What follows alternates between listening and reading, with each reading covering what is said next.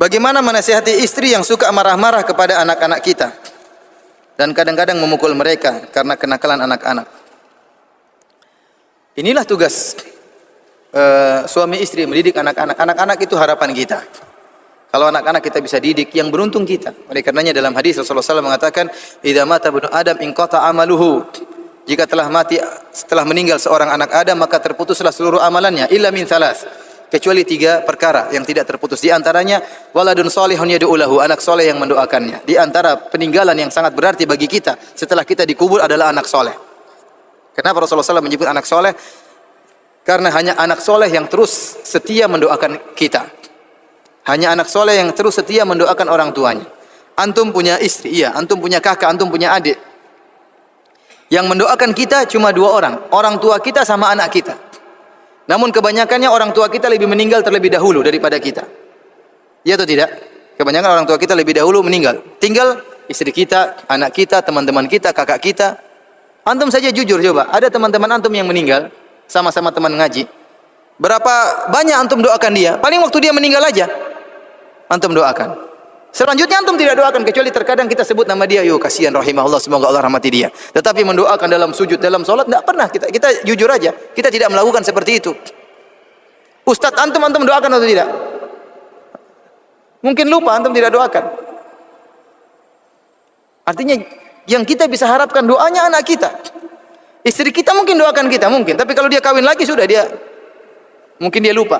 Dia bilang suami saya ternyata dulu kurang ajar, lebih bagus suami yang sekarang. Malah dimaki-makilah kita. Yang benar-benar mendoakan kita adalah anak kita. Oleh karenanya untuk mendidik anak-anak butuh perjuangan. Anak-anak dia punya hak untuk bermain. Anak-anak ya namanya anak-anak, dia suka dunia dia bermain, bagaimana bisa bermain. Kita tugasnya mengarahkan. Kita boleh pukul namun sesekali, bukan menjadi hukum asal mukul anak-anak. Bukan menjadi hukum asal mencak-mencak sama anak-anak. Anak-anak yang dididik dengan cara seperti ini akan buruk suatu saat. Dia akan ingat, bapak saya, ibu saya selalu mukul-mukul saya. Dia malas doain kita kalau begitu caranya. Dia malas enggak mau doain kita. Kalau sudah besar dia tidak berbakti sama kita. Kenapa? Karena cara didik kita dibangun di atas marah-marah dan emosi. Kita boleh marah, tidak dilarang, boleh mukul anak-anak boleh, namun itu bukan hukum asal. Asalnya kita lembut. Dan kalau kita pun marah, kita panggil dia. Tahu kenapa ayah mukul kamu?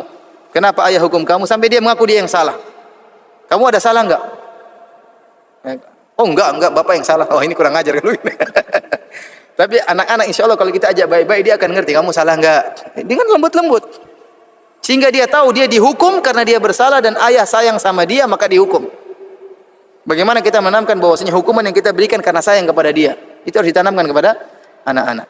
Tapi kalau anak-anak sering dimarahin, kasihan nanti dia tidak berakhlak. Anak-anak kalau sering dimarahin, dia tidak berakhlak di rumah dan di luar juga tidak berakhlak. Bagaimana antum mengharapkan anak antum menjadi anak yang soleh sementara setiap hari antum marahin, antum pukulin? Reganya bertakwalah para ibu-ibu ya. Ya, kalau emosi sama suami jangan anak jadi bulan-bulanan. Lagi marah sama suami anak yang dipukul. Wah ini kasihan anak-anaknya. Sabar dalam mendidik. Sabar dalam mendidik.